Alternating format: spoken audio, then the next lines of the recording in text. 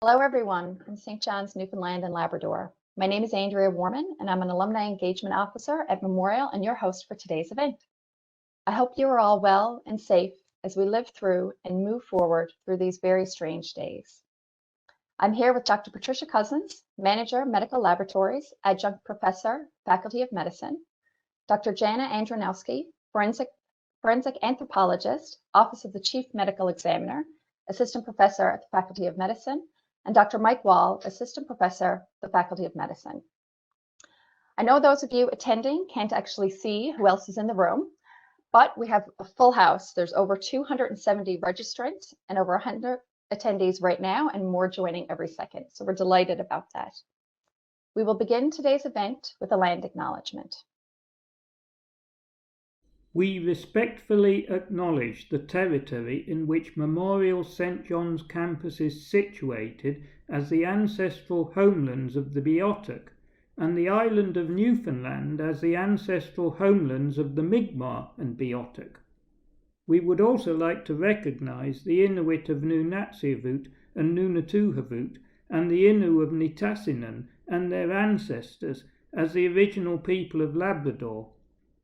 We strive for respectful relationships with all of the peoples of this province as we search for collective healing and true reconciliation and honour this beautiful land together. Please also recognise the peoples and their ancestors whose ancestral homelands are those on which your own institutions are situated. At the Office of Alumni Engagement, we are focused on offering many ways for you to connect with Memorial from anywhere in the world. We are working diligently to create opportunities to celebrate, socialize, mentor, learn, and advance your career and improve your life. Embarking on new and exciting ways to build relationships with our Memorial family of approximately 100,000 members is vital to our evolution as an institution. You, our alumni and friends, are our greatest ambassadors.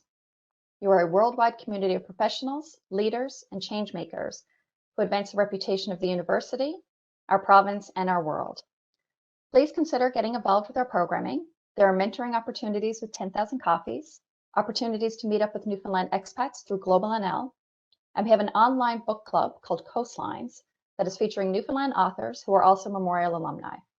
You can find out more details about all of these initiatives on our website at www.mun.ca/alumni.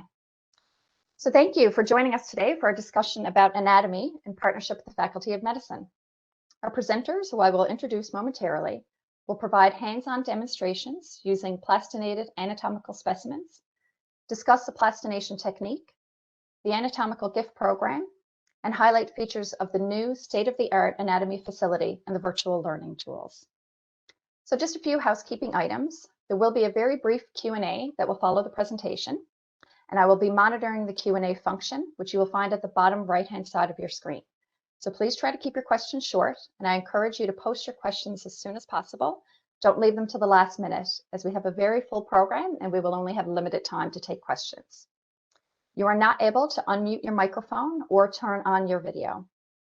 We are streaming live, but we will also be integrated pre-recorded videos during the presentation, which should be seamless. However, if there is silence or your video is buffering, we ask for your patience and hope it would resolve quickly. So a final reminder, this session is being recorded and you will receive a link to the event in a follow-up email. So it gives me great pleasure to introduce our guests today. Dr. Patricia Cousins is a manager of medical laboratories for the Faculty of Medicine at Memorial University and holds a PhD in medicine from Memorial, immunology and infectious disease.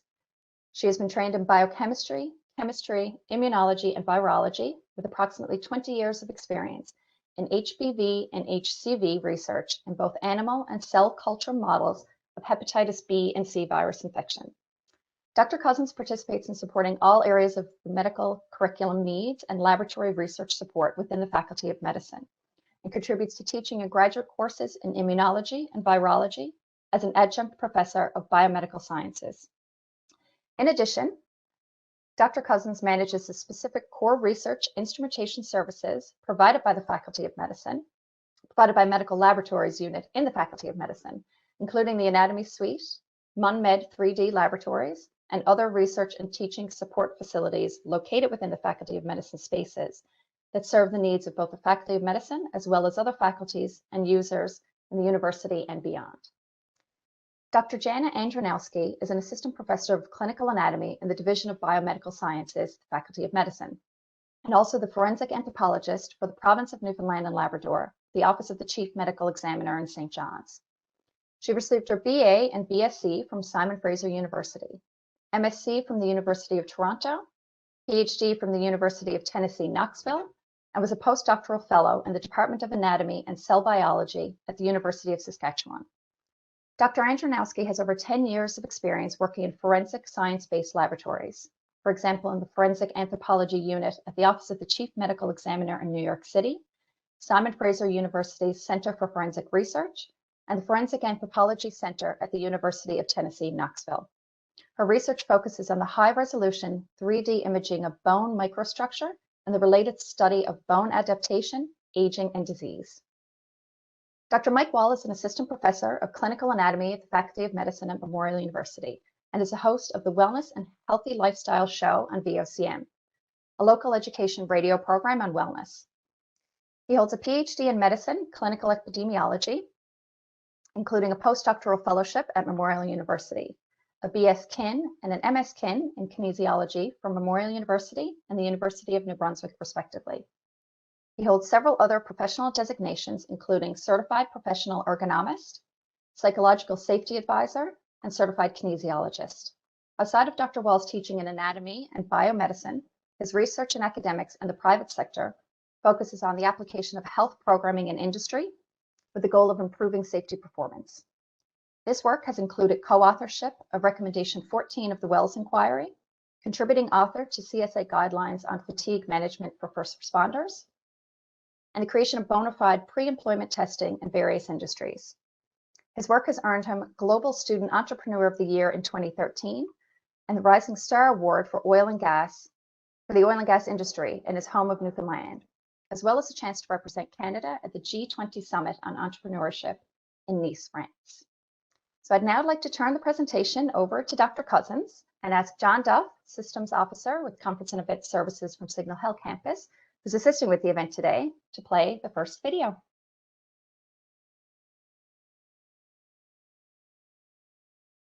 Good afternoon, everyone, and welcome to the new anatomy facility here at the Faculty of Medicine.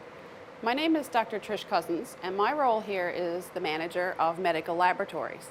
And that division essentially encompasses several different areas of our faculty that help support curriculum and research, from microscopy, histology, and other areas that help support multi and diverse needs for our faculty and other allied health professionals. So what I want to highlight for you today in relevance to our Anatomy 1.101 session is the actual anatomy facility itself. So the reason why we had to invest and develop this new facility was to maintain strict occupational health and safety requirements due to the use of formaldehyde in wet specimens and cadaver use. And cadaver use is a gold standard for medical education and research, and it's used in concert with other technologies like anatomage tables, ultrasounds, and different types of imaging systems to help medical students and other allied health professionals get the most that they can from their time in the lab. So one of the highlights that have to happen to this area is that we need a dedicated airflow, supply air and return air, in order to make sure that the air quality was perfect for all the occupants in the space. One of the main pieces of equipment then that derived from the new HVAC system were these downdraft tables. And downdraft tables are a fairly new type of equipment that's used for wet specimen and cadaver use. And right now we have 4 of these units, 2 in 2 separate rooms. So the anatomy facility right now encompasses essentially 4 large spaces and gives multi-use sites with the same downdraft tables where 4 different sessions or specimens could be shown at once. If you were here in person and you ran your hand across the table, you would feel a slight pull down of air. And that's the reason why this is called a downdraft table. Any fumes that arise from the preserved wet specimens or cadavers actually get taken out of the space. This table was designed specifically for our lab with a mortuary-based company out of the UK. And throughout 2 lockdowns in the pandemic situation, we were still able to get our facility open and running as of May of this year. So in concert to this, as I said, there are new technologies that we use in the lab as well. And one of those that will hopefully begin us to do some more telecommunication style teaching is the Path Mobile system. So the Path Mobile system is essentially a very high quality camera that can be raised and lowered over various specimens or areas of cadaver dissections. And we can visualize that on a screen that can also move. We can transport those images as recordings to students that may be displaced due to their distributed medical education needs, or use it for teaching and learning purposes. So the key piece that I want to highlight here, though, is that as we accept wet specimens and cadavers, we have everything de-identified, and we're still able to hold on to these recordings and use them in future.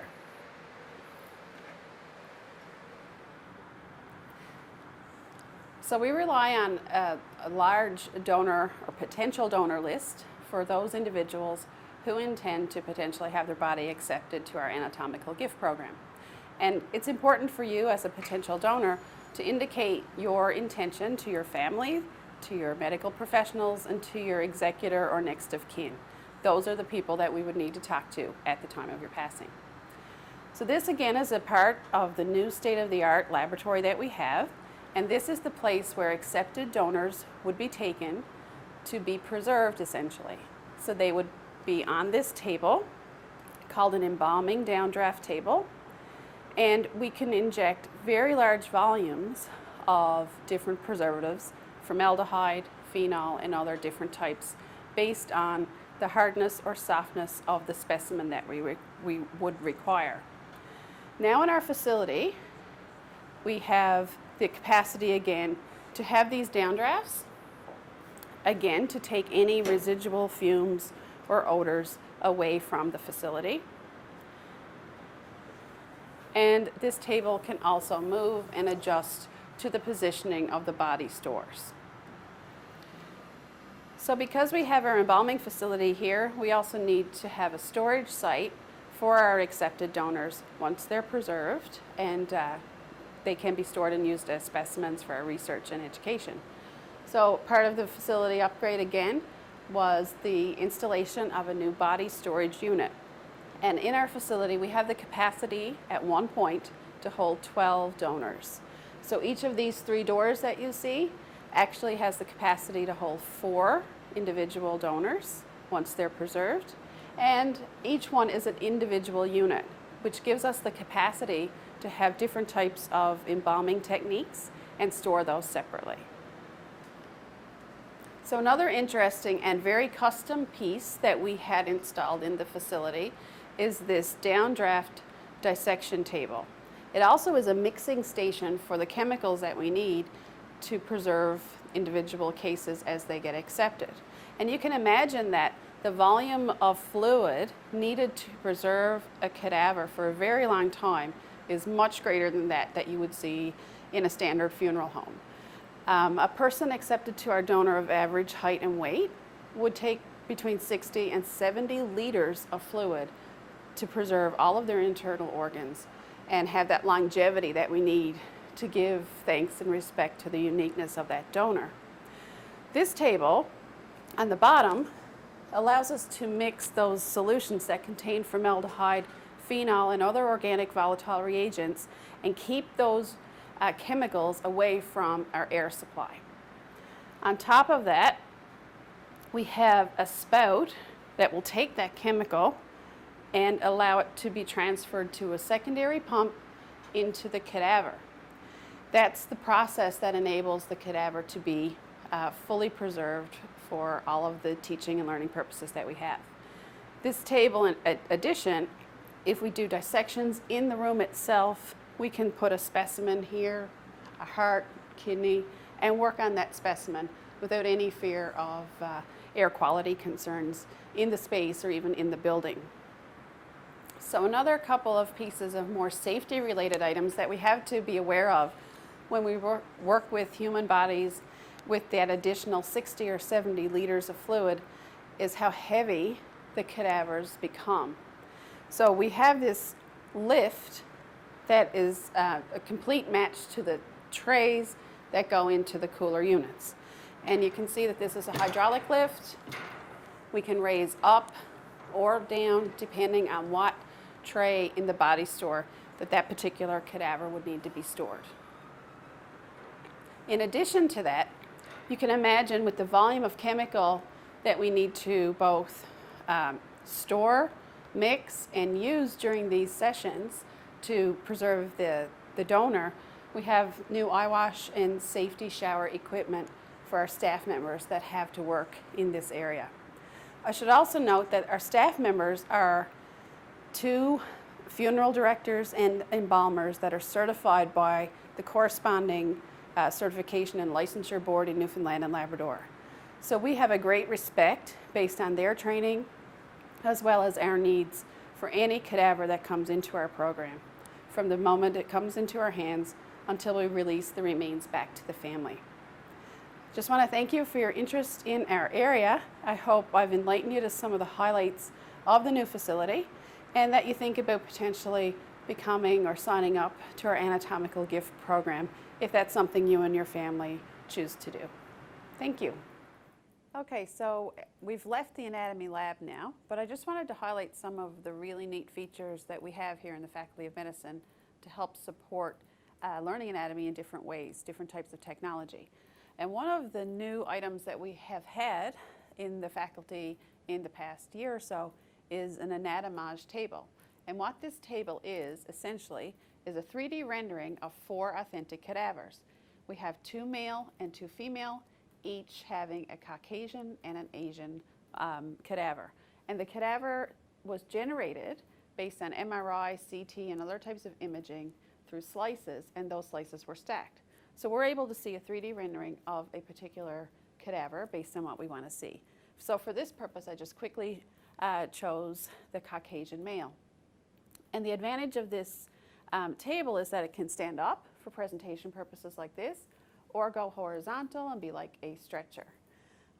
We can do things with surgical tools, annotation, but the interesting thing that we can also do is scope in and out so we can see the different layers of the cadaver, right down to the bone structure, vasculature, innervation, and all the different elements of anatomy that we can't see from the surface.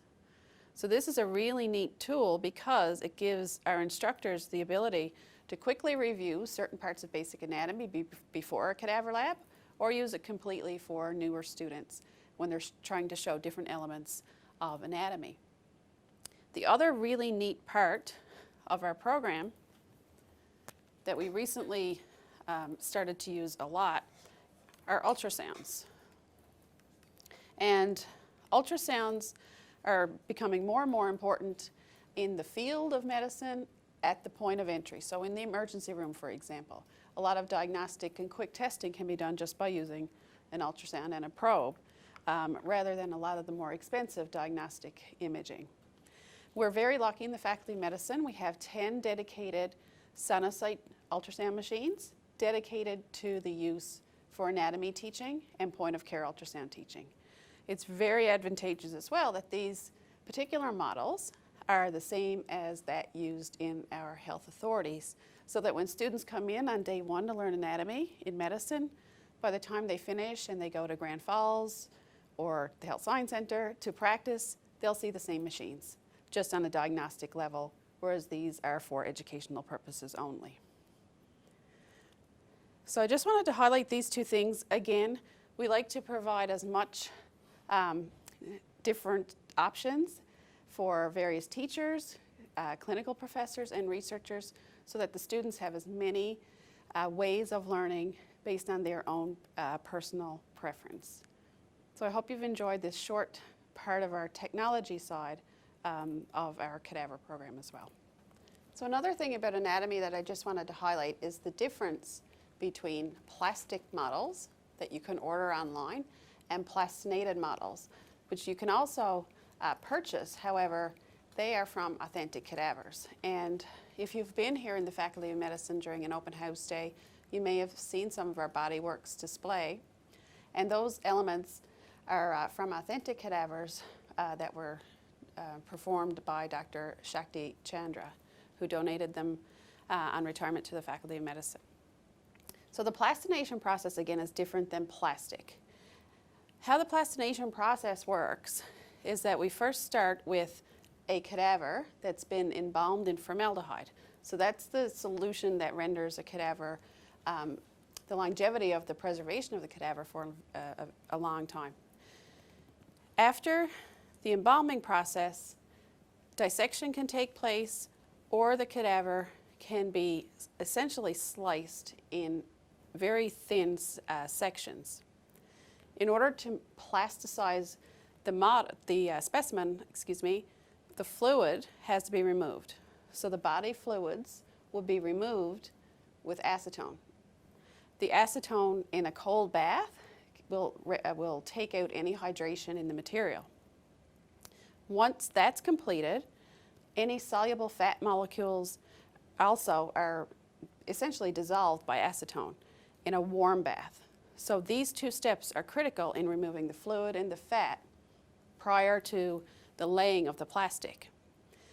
And that's called forced impregnation, where within a vacuum, the acetone is essentially extracted and sucked away from the specimen. And then over that process, the specimen is replaced with a plastic polymer. With that plastic, it's still a little soft, so you can position the organ or the entire cadaver, depending on what is being processed. Then it's brought to a gas curing facility, and I should note that there are very few facilities that can actually perform this type of work in the world. And then the specimen is infused with silicone rubber to give it the structure that it needs to highlight the individual parts of the specimen or the cadaver. You can also plastinate the entire cadaver with epoxy resin, and that would allow the slices that we spoke about here be permanently fixed. They're essentially like a rock at that point. So this plastination process, again, is only in very few areas of the world that we have these types of facilities, but having these types of specimens really shows the uniqueness of cadavers, since each part, each hand, each joint is from an authentic cadaver. It's not a cookie cutter type of plastic specimen that you would purchase from a lot of our scientific and teaching supply companies. So I hope you understand this graphic process and that you have a very great appreciation for our plastinated specimens, hopefully when we can be in person again and you can come see our facility.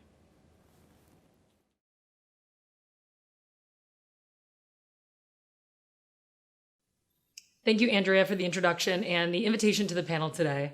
My name is Dr. Janna Andronowski, and I'm an assistant professor of clinical anatomy in the Faculty of Medicine, the Division of Biomedical Sciences at Memorial University. I am also the curriculum content lead for anatomy and the forensic anthropologist for the province of Newfoundland and Labrador with the Office of the Chief Medical Examiner here in St. John's. My lab investigates skeletal biology from microscopic and 3D imaging perspectives and their applications to human health, human anatomy, and forensic anthropology. I have a very multidisciplinary background, and because of this, my research goals are centered at the interface of bone biology, biological anthropology, forensic science, and high-resolution imaging. A particular focus of my current research program is to further understand the dynamic relationships between human bone tissue and physiological and nutritional stressors such as hormones, infection, and substance abuse known to affect the bone turnover or bone remodeling process. My lab also specializes in forensic anthropological applications of bone histology and 3D imaging as tools in the process of human identification. Another significant emphasis of my research program is the study of cortical bone remodeling through the imaging of cortical porosity. So these are pores that represent the spaces where vasculature and nerves travel through the bone to supply it with innervation or blood. I use high-resolution imaging for this, such as synchrotron radiation-based microcomputed tomography. I know that's a mouthful. Desktop microcomputed tomography and various types of microscopy, such as confocal or bright field or polarized light microscopy. And in studying the variability that we see in cortical porosity, this helps us to better understand age-related changes, disease processes, and responses to substances like drugs and alcohol. One of the ongoing projects in my lab is to describe the effects of chronic opioid use on cortical bone microstructure. So looking at those cortical pores, bone cellular network, and I'm focusing on 2 skeletal sites that we commonly use in forensic identification. So for example, the midshaft rib and the anterior femur. And I'm currently collecting samples from medical examiners' offices, organ procurement, nonprofit organizations for this work. And from preliminary imaging experiments, we've observed an increase in cortical porosity and a decrease in bone cellular network connectivity in our young drug users, which does indicate disruption to bone cellular network.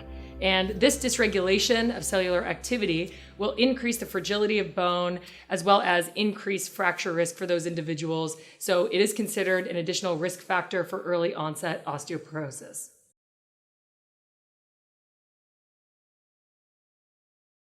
Good afternoon, everyone.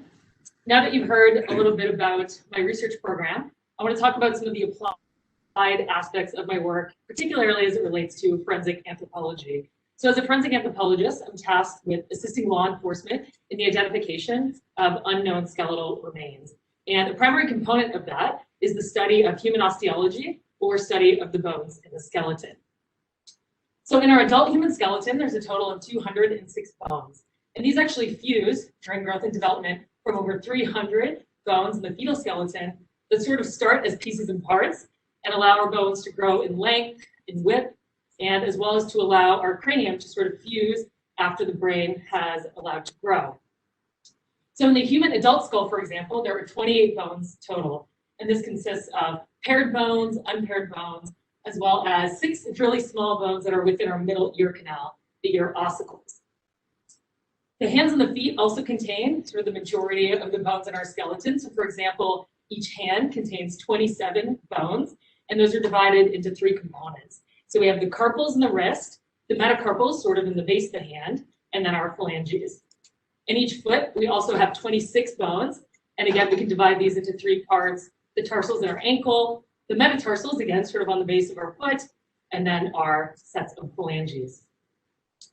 Revisiting the cranium, I wanted to talk a little bit about how we can use the cranium in human identification, particularly as it relates to estimating sex, so male or female, as well as cranial trauma.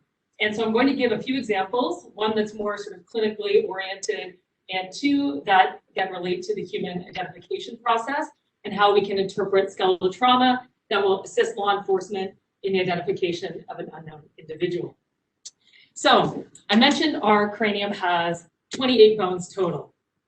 This is divided into a few different components. So for example, the brain case is called the neurocranium. Okay? And the facial skeleton is referred to as the viscerocranium. And typical in dissection, we can remove what's called the cranial cap or the calotte to remove the brain. So you're seeing portions of the frontal bone as well as the parietal bone that form sort of the neurocranial space. So talking about a clinical example, okay, I have a calotte for you so that we can see sort of inside this helmet, okay, with a brain that's been plastinated according to the process Dr. Cousins described, sitting within that calotte, okay? So you can think about your brain as sort of an outer casing, or sorry, your cranium is this outer casing that can protect all the contents inside, okay?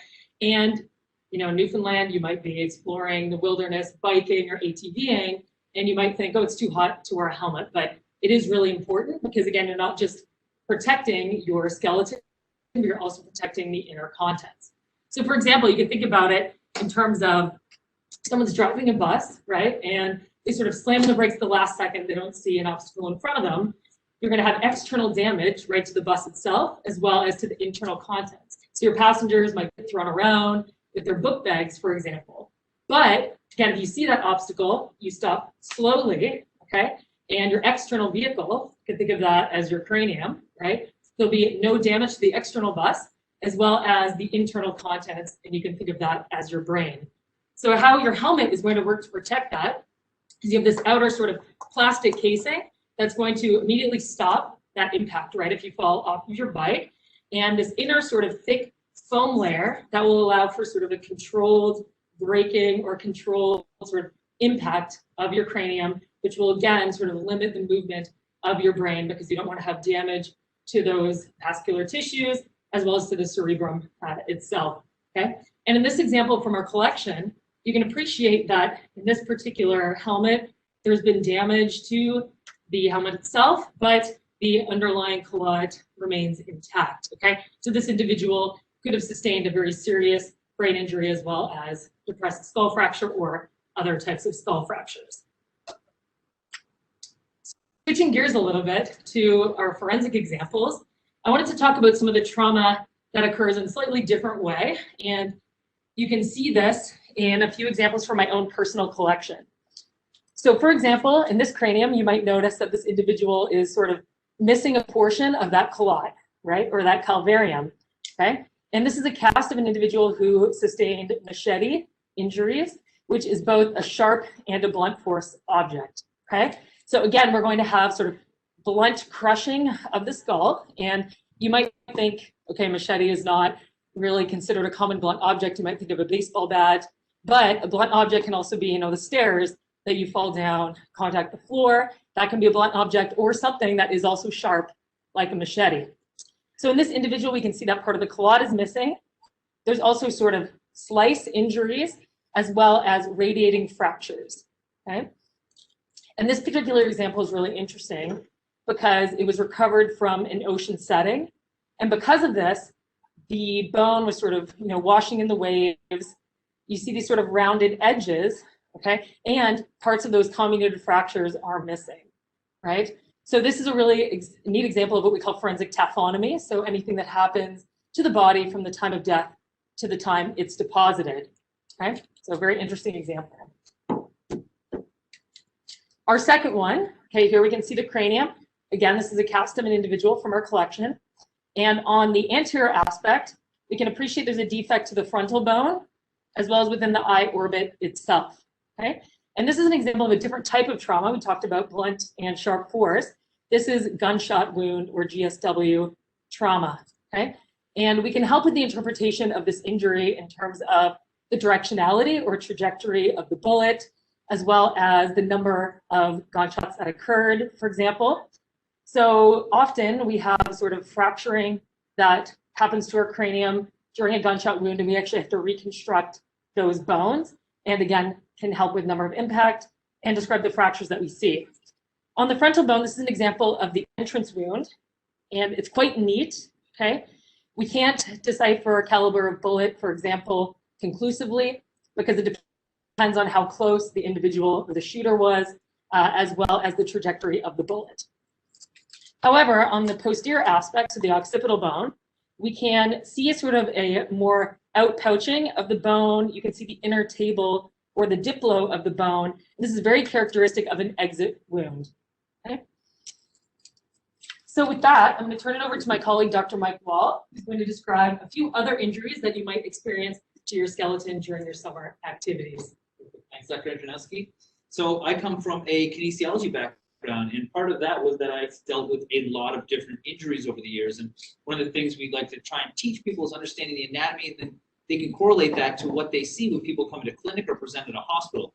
So maybe you're out on your bike. One of the common injuries we see a lot is injuries for a bike. So somebody's got their helmet on and they fall, but they can also injure other structures. So maybe you decide to take up mountain biking this summer. And as part of that, you decide to go to White Hills and you're going down a steep hill and you end up wiping out. Well, when you wipe out, you may fly over the handlebars and you might land on your shoulder.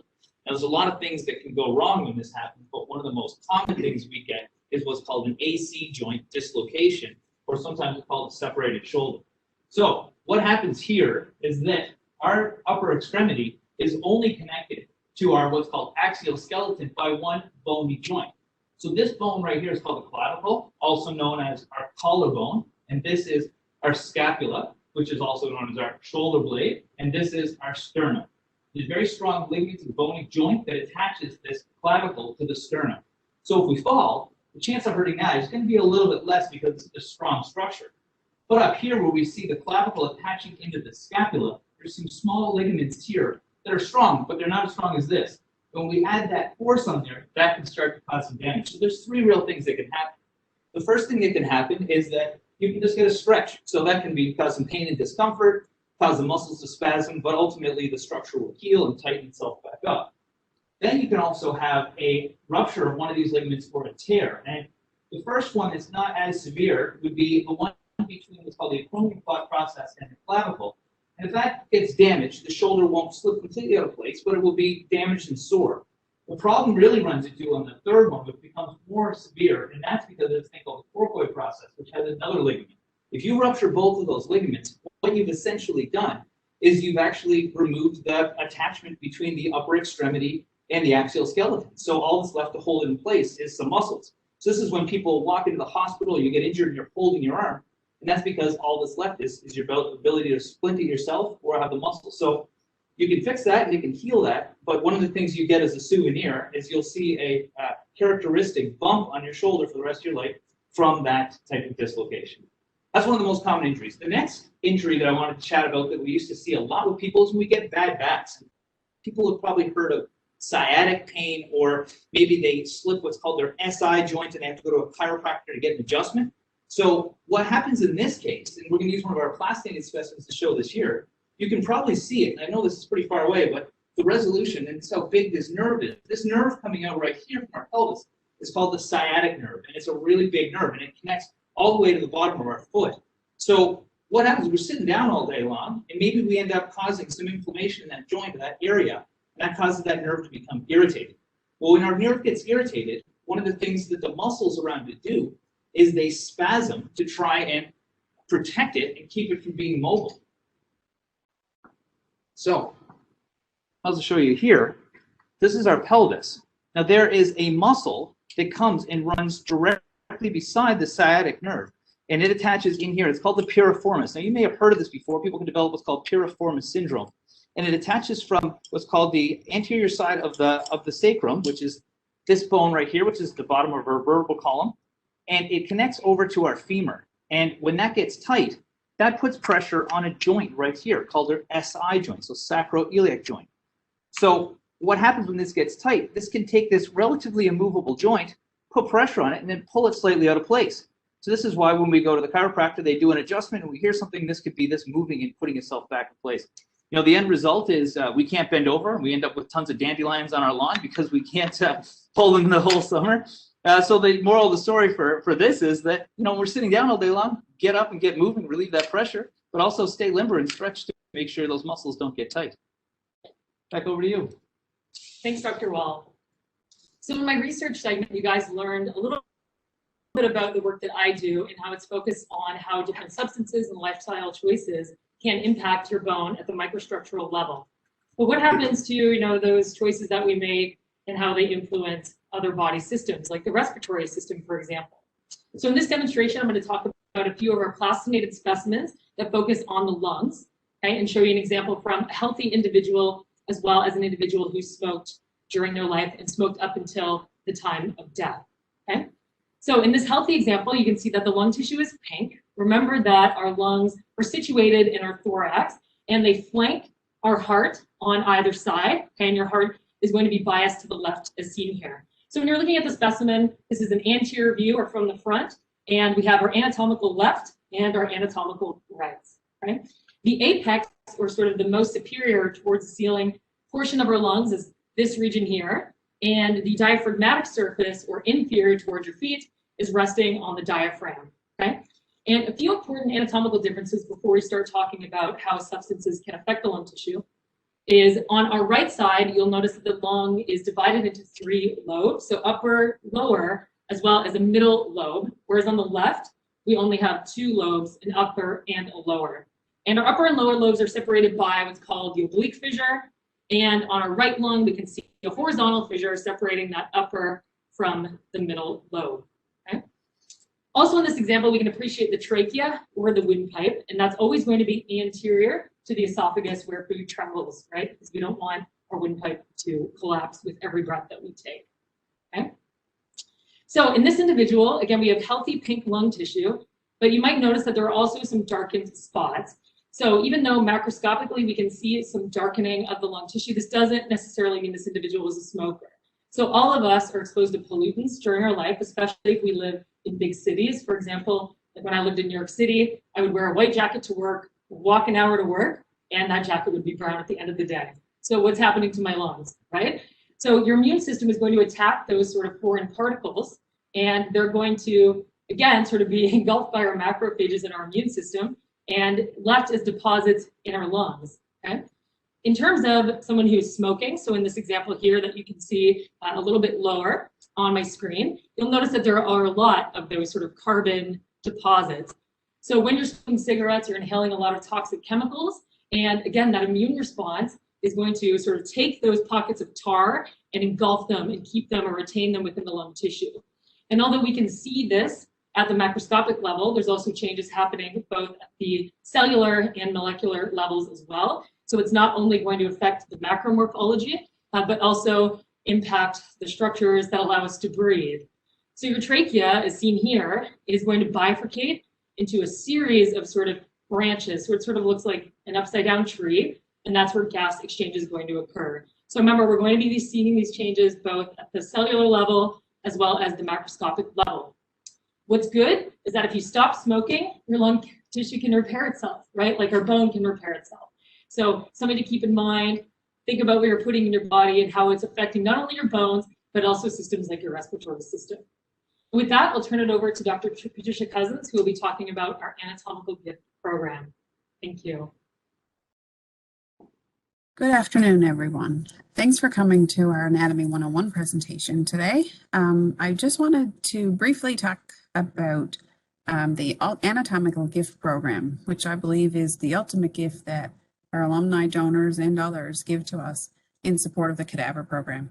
I'll preface this by saying that some of the things I may talk about might be sensitive to some people, and that we are talking about a giving of a donor after their passing. So it may indicate some bad experiences you've had with your own family members passing away. And I just wanted to preface by saying that. My name is Dr. Patricia Cousins. I'm manager of medical laboratories for the Faculty of Medicine, and also a proud alumni from 95 in a BSc role and a PhD and some postdoc experience in 2005.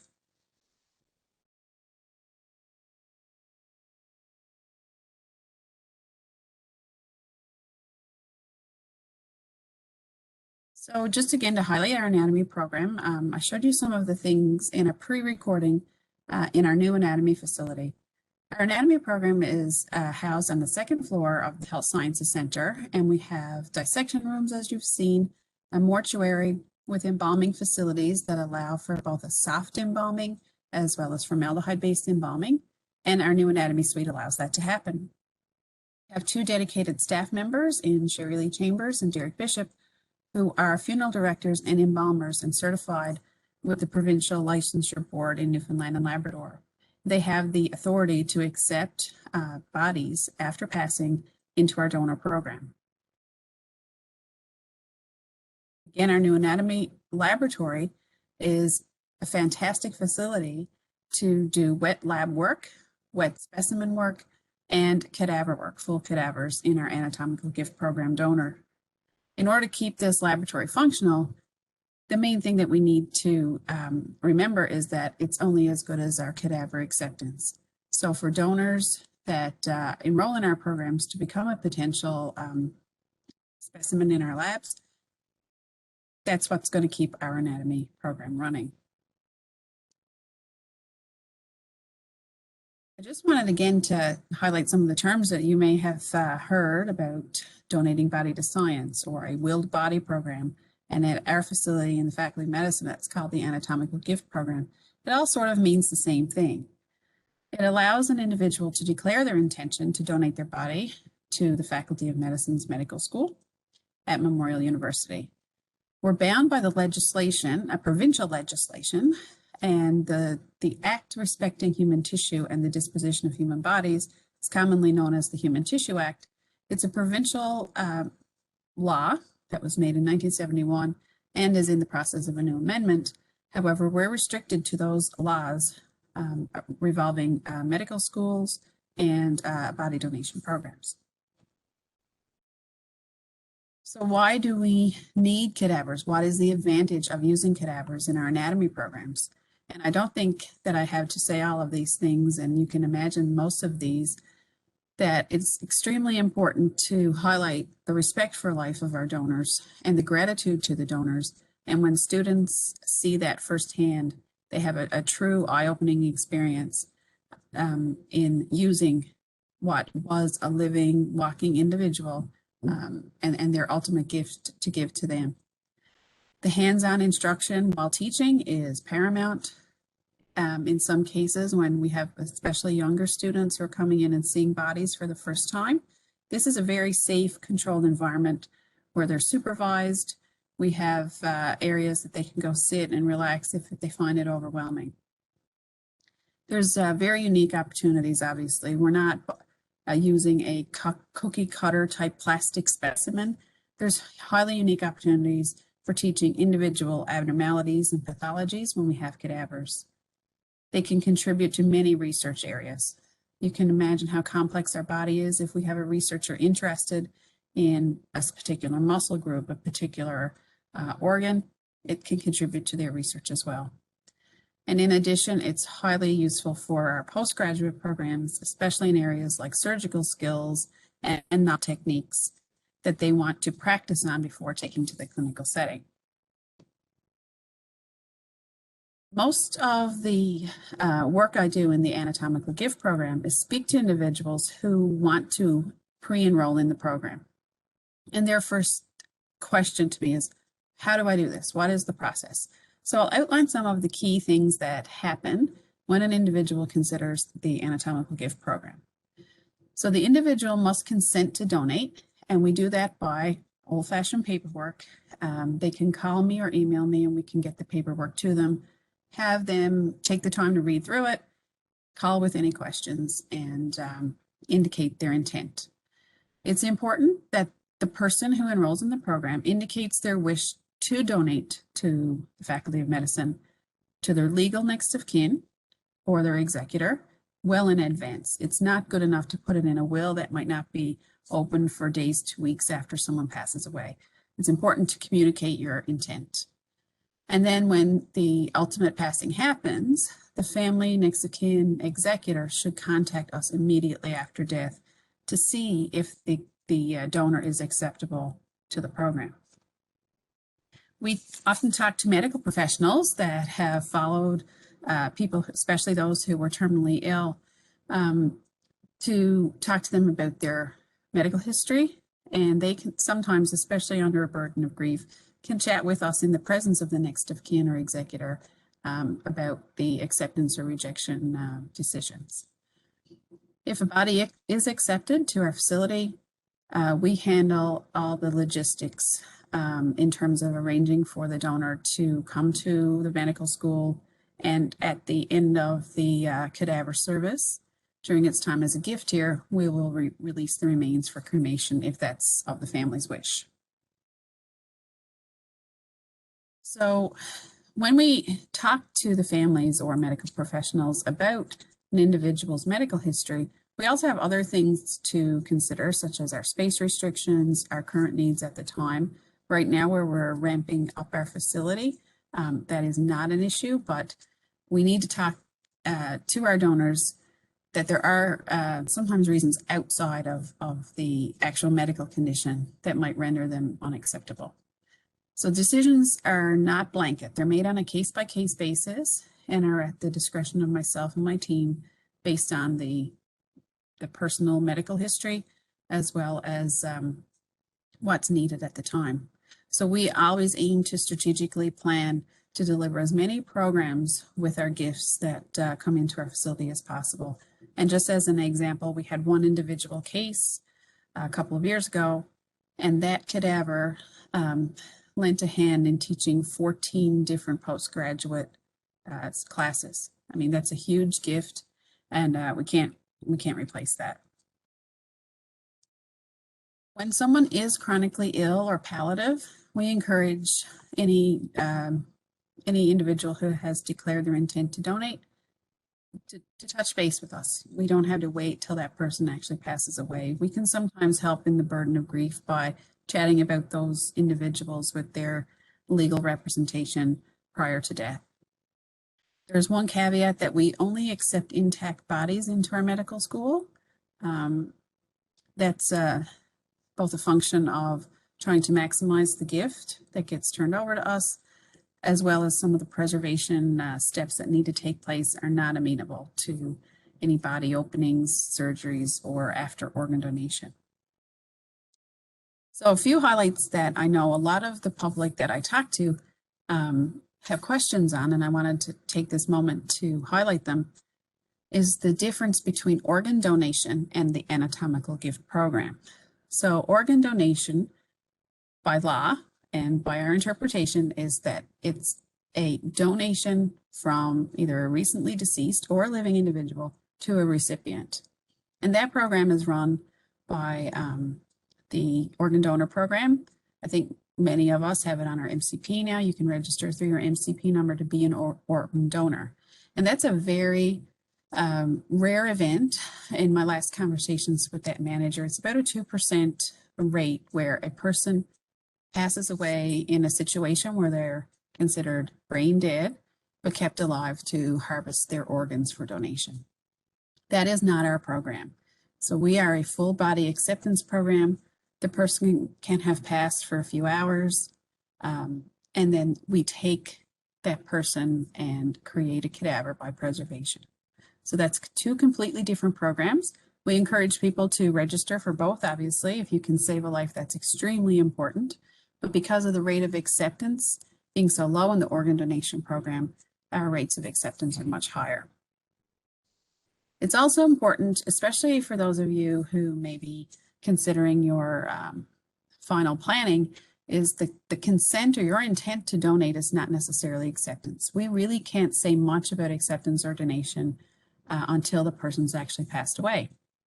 So it's important to have a plan B for your family in terms of how you would like your funeral arrangements, for example, or those types of things in case your body is not acceptable to the program. Another issue that we have run across is that we're a 24/7 operation. Obviously, people don't just die from 9 o'clock to 5 o'clock. So contacting us as soon as possible is very important. And we're set up to have after hours contacts and designates in my absence as well. So the key point is the more planning and communication that can happen before someone dies while they're making decisions around their death, the easier it is for the family, for us to make a quick decision, and then hopefully alleviate some of the undue stress and grief that a family would have to go through. And I just wanted to say how unique this gift is. Every year we try and host, prior to pandemic that is, a thankfulness event to the families of the donors, just to highlight how unique their gift was. Because those who give the ultimate gift for our teaching and learning and research deserve our respect and gratitude. And I use this quote from one of our donor families: for those who shed light into the darkness of our bodies.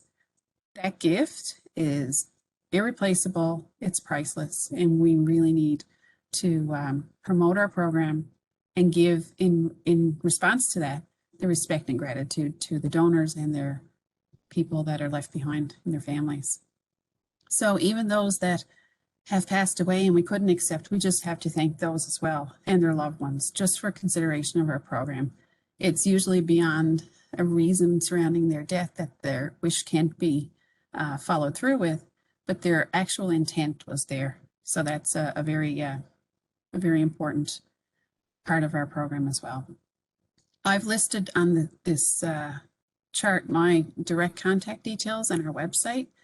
And I know this is sort of a dark lunchtime lunch and learn session, But again, I wanted to use the opportunity of highlighting our new anatomy equipment and facility to show that we are only as good as our donors, that it's really important to keep that thankfulness and openness about our program there. A huge thank you to each of you for that very informative and fascinating presentation. I would like to also thank Johnson Insurance for their ongoing support of our professional and personal development series. As you can see on the slide, Johnson offers Memorial University alumni specially designed policies and preferred rates on home and car insurance. So you can call the number provided or visit the web link for additional information.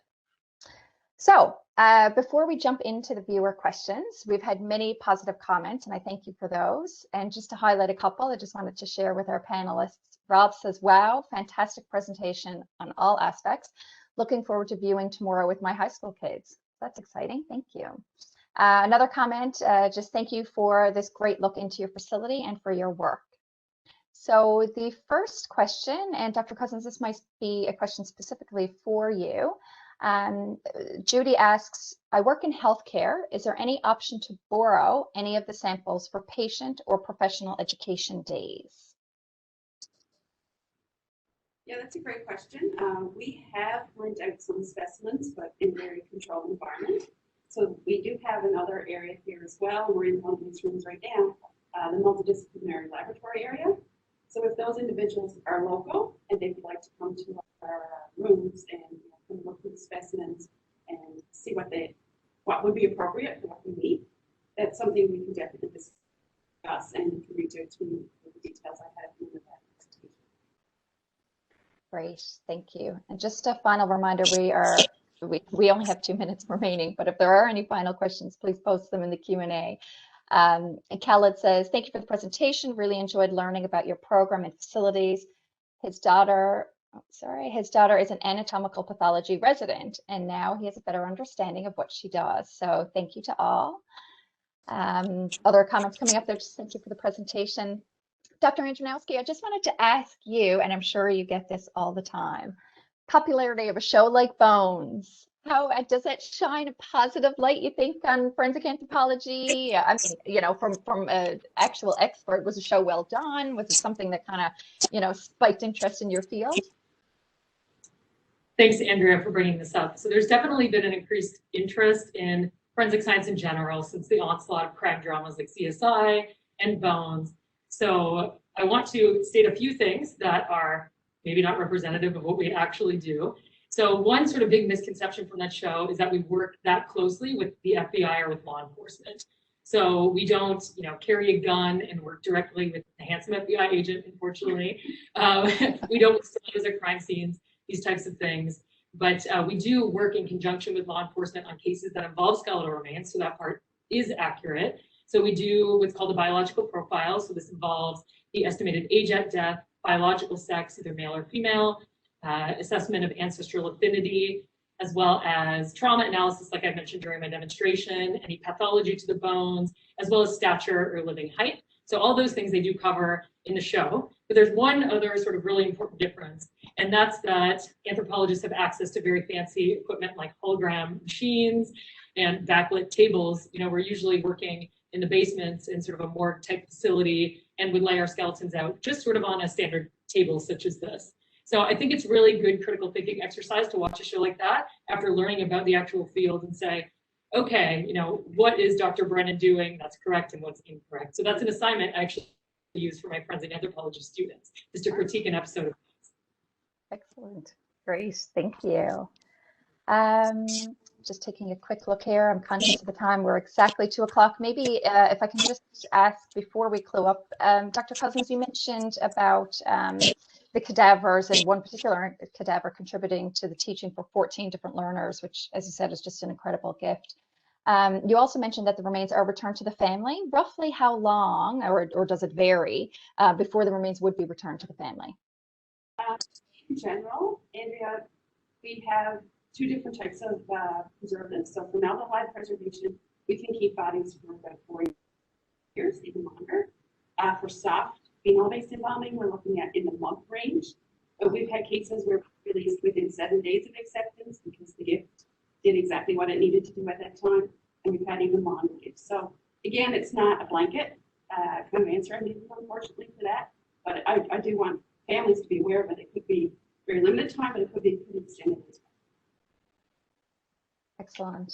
Thank you. And I hate to cut this off. I can't believe we are at 2 o'clock and that an hour went by so fast. So again, I would like to sincerely thank Dr. Patricia Cousins, Dr. Janna Andronowski, Dr. Mike Wahl for their time and for sharing your expertise with us. I will ask if any of you have a final comment before we do conclude.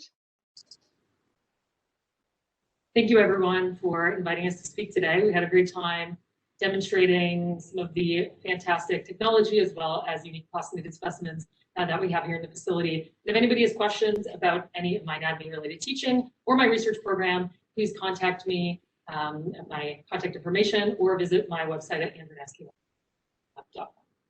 I just want to say thanks again, Andrea and the alumni group, for the opportunity. It's been really fun getting this thing ready and get together and talk about what's so important to keep our anatomy program on.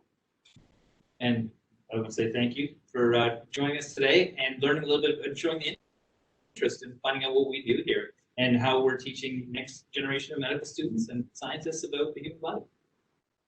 I think there certainly was a lot of interest, Dr. Wahl. Even as the presentation was happening, I could see more people registering. So I know there's a lot of people emailed saying they couldn't attend live. We had over 100 when we first started, but we had 279 registered. So I know there's going to be a lot of people viewing the recording. So again, thank you. It was really fascinating. I thank all of you out there for attending and for your questions.